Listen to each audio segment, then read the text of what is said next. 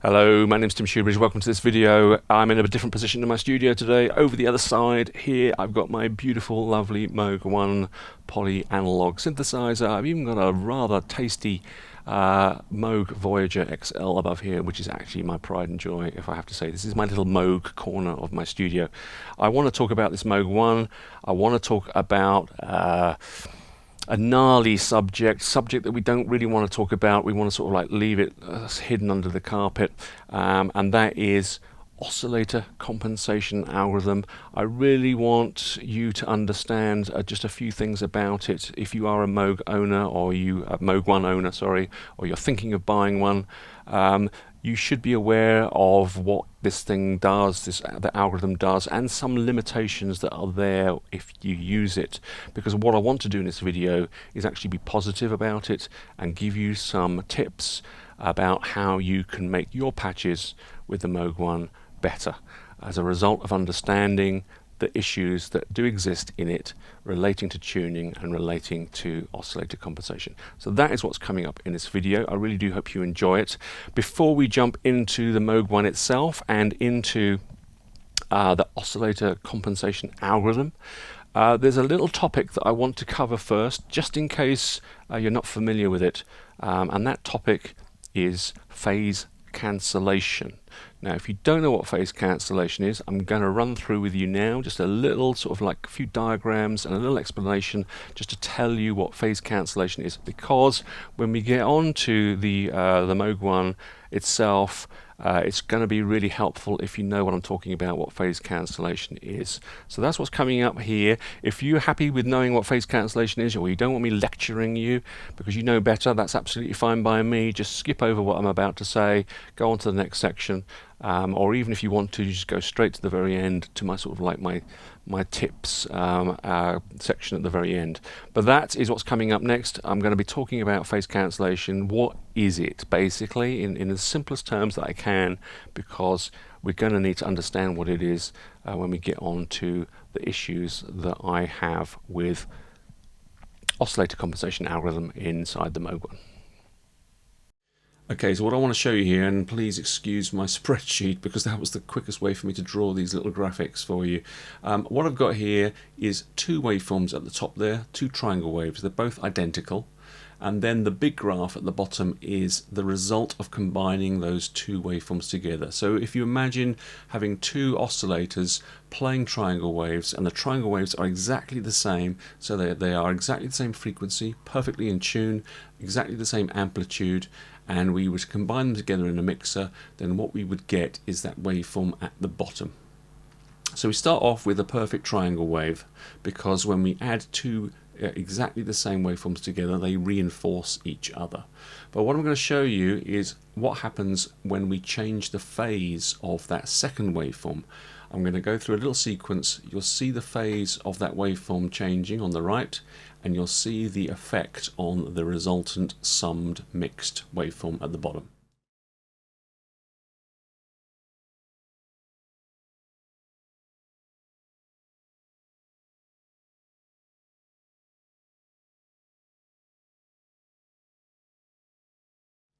So what you're seeing there is the effect of changing the phase of a waveform and then combining it with the original waveform. We have a triangle wave, it kind of disintegrates, it gets flattened, and eventually it just disappears completely. Both waveforms cancel each other out before the triangle wave is eventually restored again. And that is what we will hear if we have two triangle waves in oscillators, but they are very, very slightly out of tune, which means that their frequencies are slightly different, which means they're going to drift in and out of phase.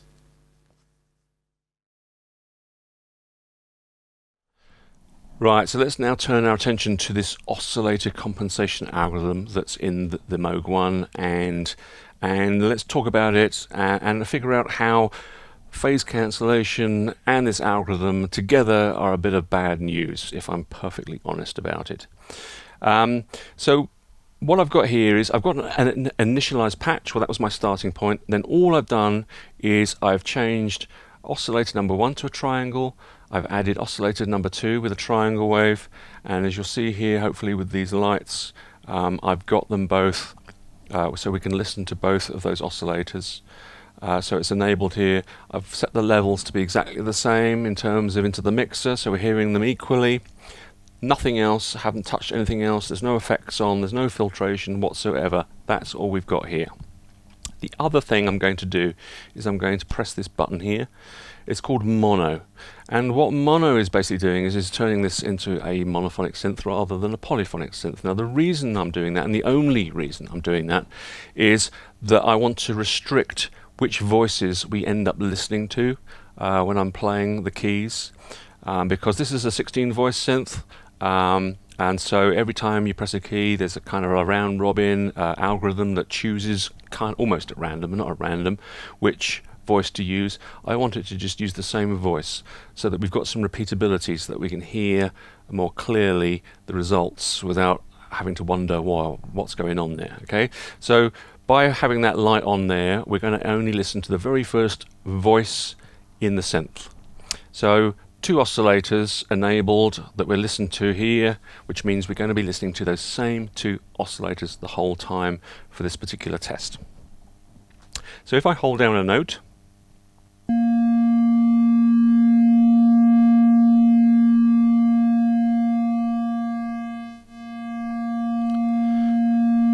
there we have that classic phasing, drifting in and out of phase.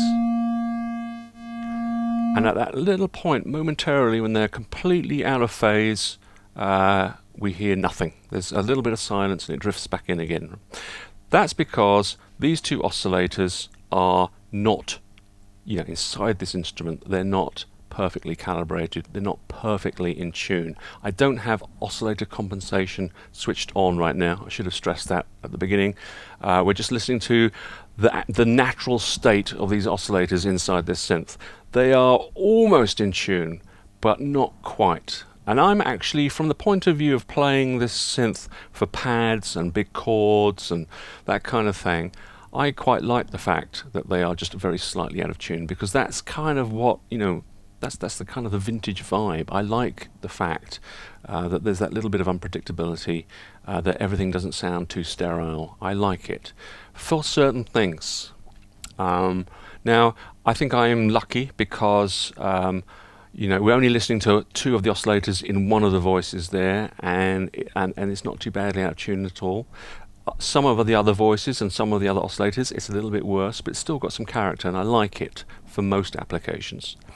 But there are people out there that are much less fortunate than me, that have much more severe out of tune issues with their oscillators.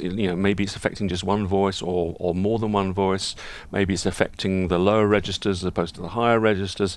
There are reports of people with those kind of problems, and let's face it, it was because of those people and their problems that Moog actually came out with the oscillator compensation algorithm in the first place. It was to resolve those issues without having to recall all of those synthesizers back to their factory and recalibrate them. So that is the reason why we've got this oscillator compensation algorithm in the first place, because there is an issue out there with tuning. And the idea is that this oscillator compensation algorithm removes that issue. Okay, so coming back to here, we've got our phasing.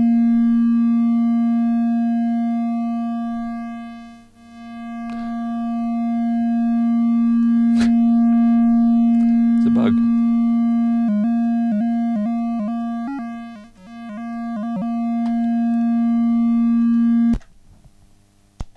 There's quite a few bugs still with this synth, and it's a shame. That's not for this video. Okay, so let's turn on oscillator compensation and let's hear what the difference is.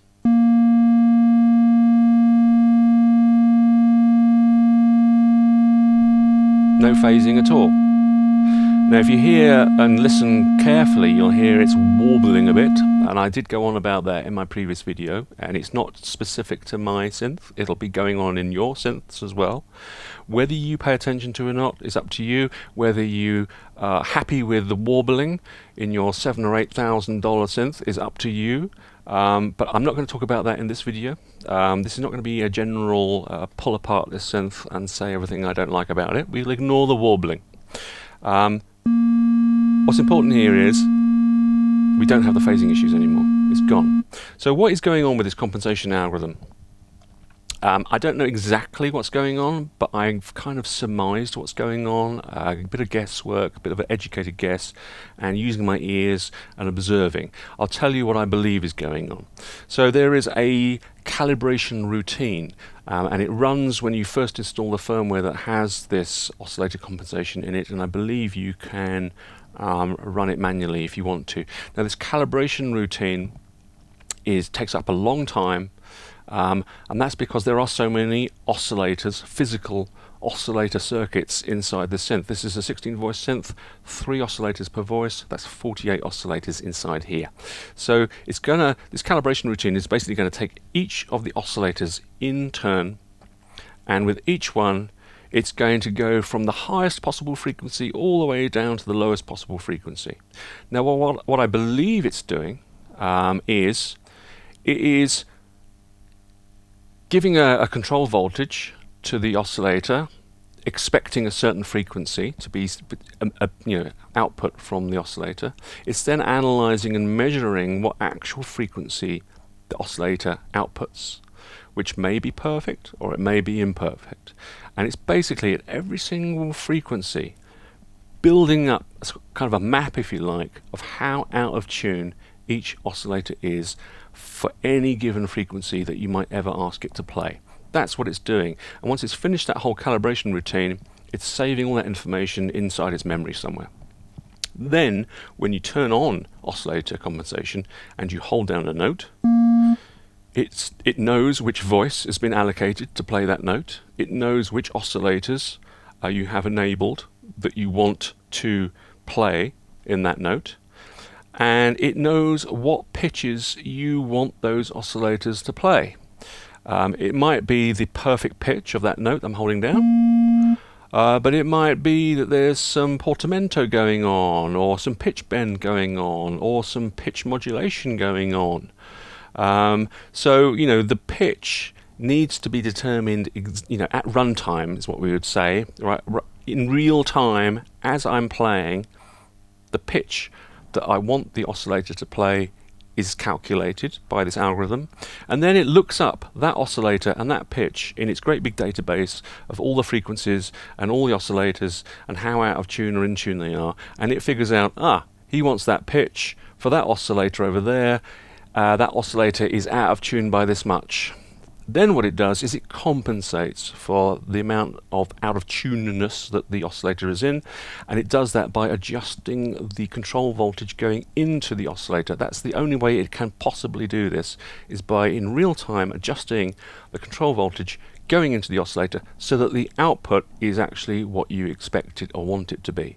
So it's a real-time runtime adjustment of pitch, and that's why you can hear, when it's turned on, you can hear a little bit of warbling going on, depending on how out of tune your oscillators are, because it's constantly readjusting them to keep them giving the result that you expect. That's what the compensation algorithm is doing. But there's one important thing that I want to now just sort of mention before we get to actually the problem that I'm going to illustrate to you. With any voltage controlled oscillators, they're constantly running all the time. They're not off and then on, they're constantly on. They're running all the time in the background, and the only reason we're not hearing them all the time is because there's no notes playing. When I press down a note, it triggers an envelope, and the envelope momentarily opens up the amplifier section on the synth and allows you to hear them. That's the only reason we're not hearing them all the time, but they're constantly playing all the time. Now remember that these two oscillators are not perfectly in tune naturally. They are constantly drifting in and out of phase. Now what happens when I turn on oscillator compensation is it's not running all the time in the background like the oscillators are. It only runs when I play a note and I want to hear some oscillators. And at that point in time, no matter how in or out of phase those oscillators are, it freezes them at that moment and keeps them in tune at that moment. but it doesn't reset their phases when it does so. And so every time I hold down this note, you'll hear that the phasing is affecting the sound that I'm getting. Hear how quiet that is. They're kind of out of phase, but not totally out of phase. Now they seem to be really quite well in phase. That's a nice rounded triangle sound.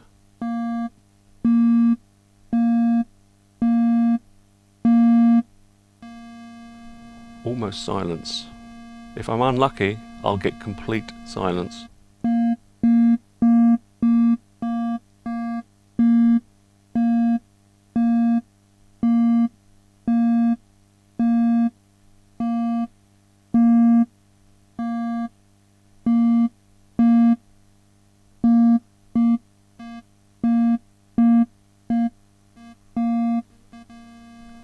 I mean, I've sort of like pressed it enough. Now, the thing is, what makes this so bad? I mean, you know, phasing issues have been there since the dawn of time with synthesizers, right? When you've got two oscillators and they're basically playing the same pitch, but they're not going to be perfectly in tune with each other. You're going to have phasing issues. They're going to go in and out of tune, in and out of phase rather. But it's a momentary thing. It's constantly changing. They're constantly drifting in and out of phase. And when they go completely out of phase, it's just for a fraction of a second, and then they're back in again. The problem with the oscillator compensation algorithm is it's stopping them from drifting in and out of phase at this point. It's pulling them into tune and saying, you now stay in the perfect phase with each other. But at the point that it does it, they could be out of phase, in phase, whatever it is. So it's completely random as to how loud, true to the waveforms, or how quiet and almost silent, or even silent, the notes are when you hold them down. It's bad. It really is very bad. Now,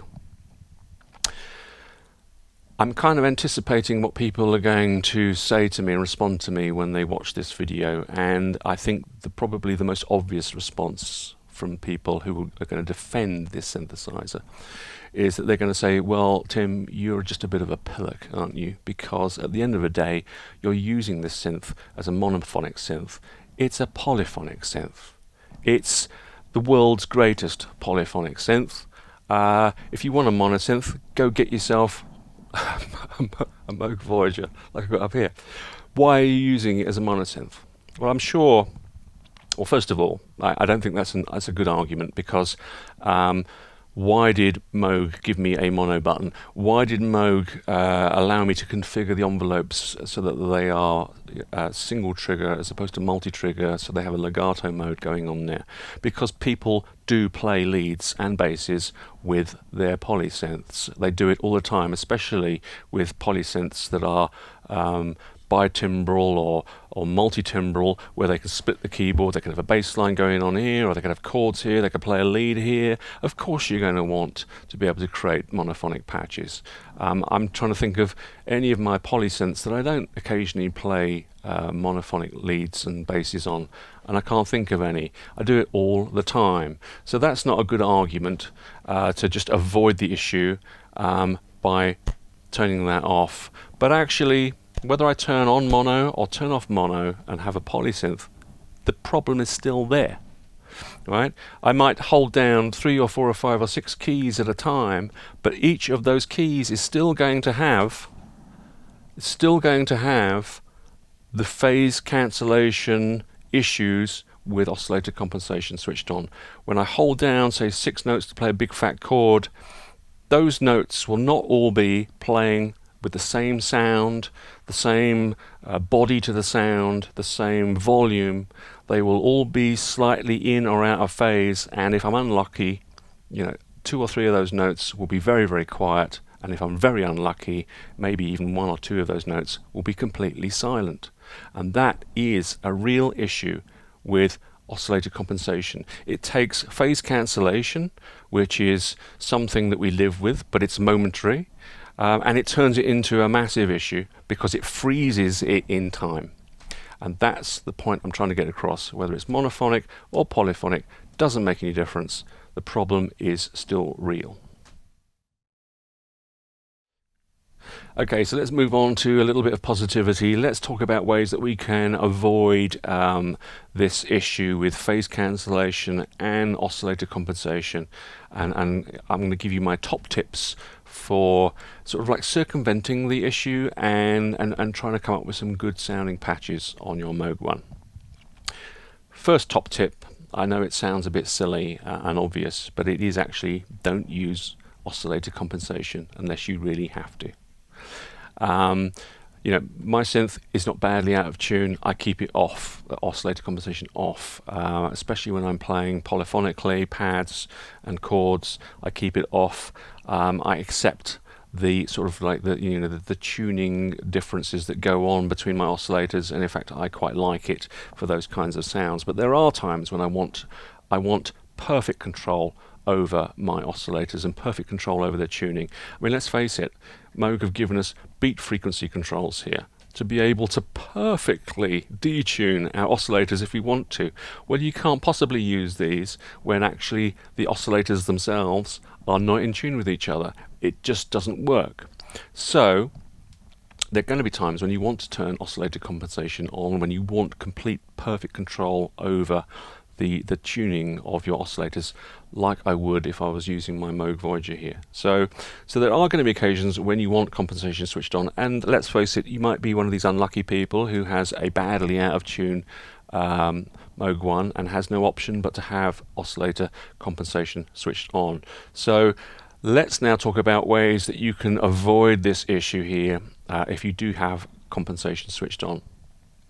Well, the first thing to try and avoid, if you can, is have just two oscillators playing, because two oscillators will definitely induce phase cancellation effects. One oscillator on its own will not, and three oscillators can, but it's a lot less likely. You've basically got to have a situation where two oscillators are perfectly in phase while a third oscillator is completely out of phase, and that's a lot less likely to occur than the phasing issues you'll have with two oscillators. So adding in the third oscillator will certainly reduce the number of times that this issue will occur for you. The other thing you should do really is, if you're going to be running with two oscillators, is actually have them at different levels. Have a more dominant oscillator in the mix than the second one, because when they are completely out of phase with each other, you'll still hear something. It won't go to complete silence.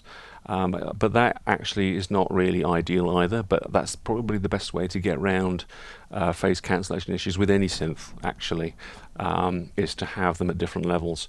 I mean, what else can you do? The best answer to it, there is an option in the menu for oscillators, and it's called Note on Reset. And what that does is it resets the phases of the oscillators each time you hold down a note. And that's the best way to get rid of this issue, because it's when I hold down a note that the algorithm kicks in and freezes the oscillators. But if at the same time the phases are reset, then I'm hoping that there will not be any phasing issues at all while you're holding down that note. So that's the best way. But obviously, Note on Reset gives a certain kind of sound to your patch, so you may or may not want to use it. Other things you can do are to use unison, because with unison you're doubling up at least, if not more, the number of voices that are playing at a time, so you've got more oscillators playing, which means you've got much less likelihood of an out of phase kind of sound issue. And obviously oscillator sync, for example, that is obviously a very specific effect, but it also means that there will not be any out of phase issues at all. So, you know, those are ways that you can avoid phase cancellation anyway. But as I said, really the best thing is to try to avoid using oscillator compensation algorithm in its current state. You know, I mean, I am a Moog One owner. I love my Moog One. It has got such potential to be an amazing synth. In fact, to be a legendary synth. But it's not a legendary synth at this point in time. It's got too many bugs in it still. It's been far too long since the last firmware release. And I'm sorry, but this whole oscillator compensation algorithm that's here is just not good enough. It really is not good enough. Maybe it's too over ambitious, too over complicated. I can't think of another synth that I own that's an analog polysynth that has compensation in it that does what this thing does in real time. I'm not aware of any Dave Smith synth, for example, that does this kind of really complex real time calculation. I'm really not sure that they do. So I think there are certainly things that Moog can improve. I'd like them to invest their time and their energy again to actually coming up with another firmware update and really taking the time to try and fix all the bugs that they're aware of. There are a lot of bugs that I come across on a day-to-day basis with this synth. It would be really great if they could address them. It would be really great if they could actually give us a better algorithm than this compensation algorithm and give us some more flexibility, because what we have actually with this algorithm is all or nothing. You either have your synth as out of tune as it is, or you turn on the algorithm and it is fighting to be perfectly in tune. There's nothing in between. I think they need to improve it. I think there must be ways that they can improve the situation. I'd really like to see them do that, and if anyone from Moog is watching, I'd be very happy, I'd be honoured to help you in any way I can with my feedback. I'm happy to be a beta tester for you. Please get in touch if you want my help. I would love to do that because I want to see this synth being the best synth it possibly can be, and I think it's got a way to go yet. So that's it. That is what I've got for this video. I need to put my flak jacket on and wait for the feedback because I'm going to have quite a few unhappy people. People don't like to hear bad things about synths. They don't like to hear criticism of the things that they love, nor do I. This is a synth that I love. This is a synth that I own. It's the most expensive synthesizer I've ever put my money into. I want it to work. I want it to be better. That's why I'm giving this video, so that you can understand what's going on with it and you can get the best out of it the same way that I'm trying to get the best out of it. You know, whatever the synthesizer is, if you know its limitations and if you know its flaws, you can find ways to work around them and you can get the best out of your instrument. And that's the same with any instrument, not just a synthesizer. And that's really what I'm trying to say in this video. Until the next one, as always, thank you very, very much for watching.